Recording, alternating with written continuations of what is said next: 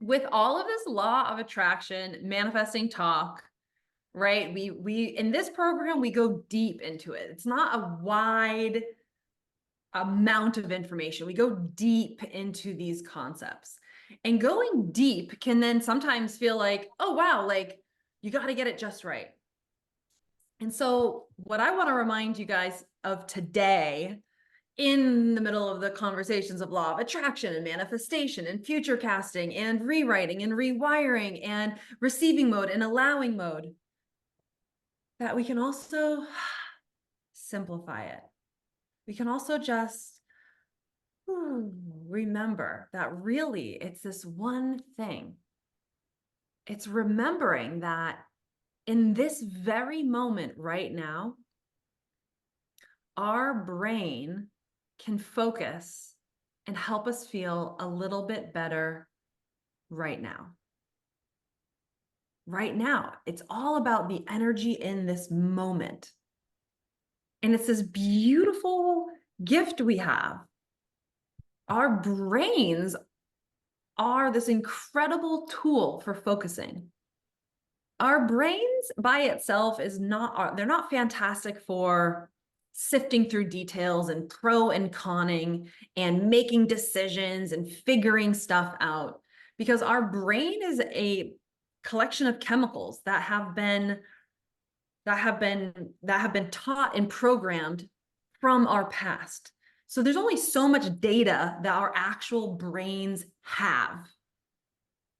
The brain is not really equipped to figure out how to bring us from here to where we want to go.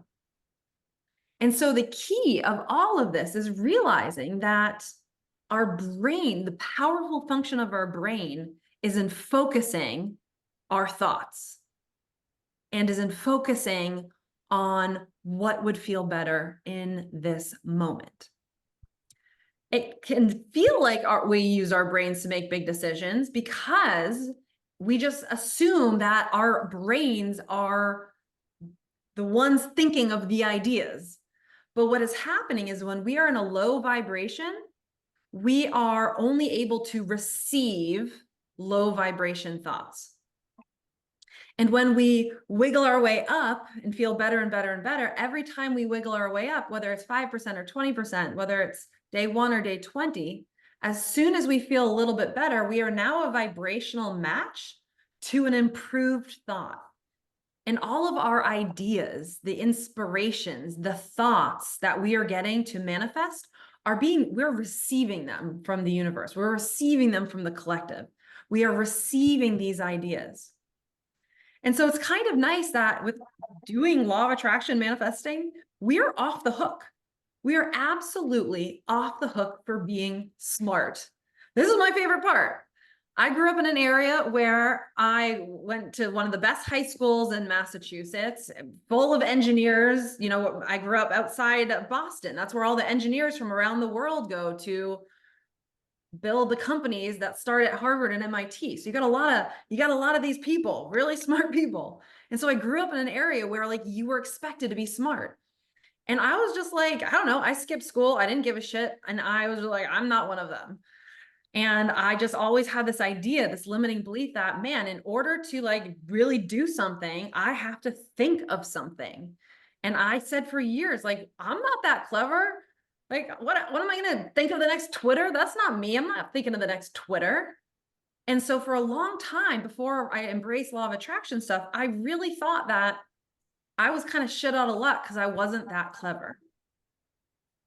And when we go into and realizing this is all energy and we can manifest based off our emotions, I was like, I don't know if I can do this, but I'm pretty sure I can do that part. I'm pretty sure I can do that part.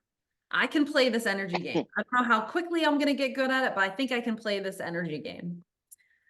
And one of the first things I really loved is realizing that while we're manifesting this stuff, we are off the hook for having to be raised a certain way, being networked, being educated a certain way, being clever, having luck, anything.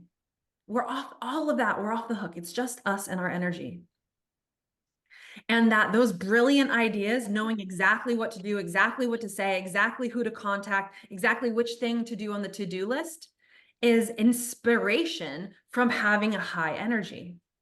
What do I feel like doing when I'm feeling great?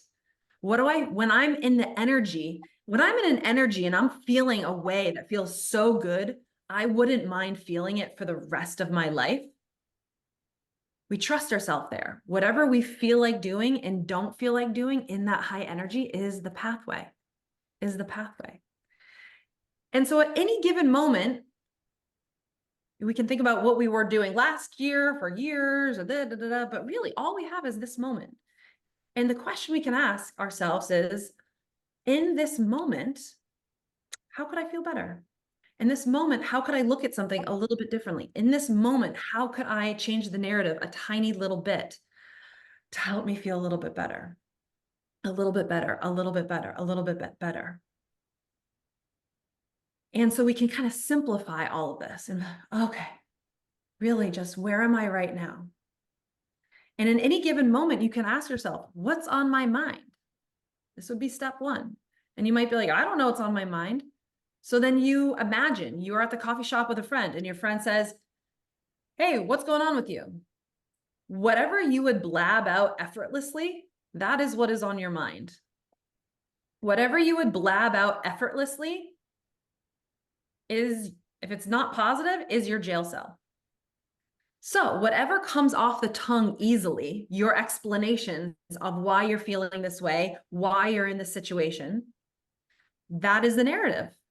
And then we say, all right, well, that doesn't feel fantastic. If you've been doing this for a while, maybe it does feel fantastic and you know what I'm talking about. I'm kind of assuming we're, cleaning stuff up here. So we'd say, okay, well, what would I tell my friend at the coffee shop? Well, kind of tired today. It's been a long ride. I don't really know what I'm doing. It's hard because of this. This is what happened. Da, da, da, da. It's all true. It's true. It's factual. It happened. We've got data. We got data to back it up. But energetically, it's a reflection of our current energy and our current reality. And as long as we live talking that story, having that narrative in our mind, as long as that is going on, we're manifesting more things like that. So it's going to come back to, in this moment, how could I feel better? Well, I'm saying I'm tired. What else can I say that is true? That is a better vibe. What is actually true? Well, what is actually true is I've been really busy with a lot of good things. What is actually true is I'm forging new pathways. What is actually true is that I would like to clean up my sleep habits. What is actually true is I can do anything. What is actually true is I feel, or I know. And then as we choose that new narrative, that is the power of the brain. That is the power of the brain. So for all of you guys are energy warriors. I know it. You guys are like, I'm doing it, Alleah. And I love that about you guys, and you are doing it. But sometimes it's also good to, my daughter, she's 4, they taught her at school. It's never actually worked in the middle of a heat with her, but when she's joking around or making fun of something, she'll go, you just got to go like this. Sometimes it's good to just bring it down and remind myself, it's just, how do I feel a little bit better right now? Right now. If you're listening to Abraham Hicks videos in the past year or two, you may have heard her use her new analogy, segment intending. It's really great. What segment intending is saying, hey, listen, I'm about to go into a meeting. That's a segment of my day. I'm about to meet with a client, segment of the day. I'm about to go pay my bills. That's a segment. And right before you go into your segment, you would intend how you want to be in that segment. You intend, all right, I want to be flowing love during this meeting. I want to be chill during this exercise. And before going into that segment, which is maybe just a calendar spot or just like a conversation or something new in your day, realizing, oh, this is a moment and I can prepare for the next moment.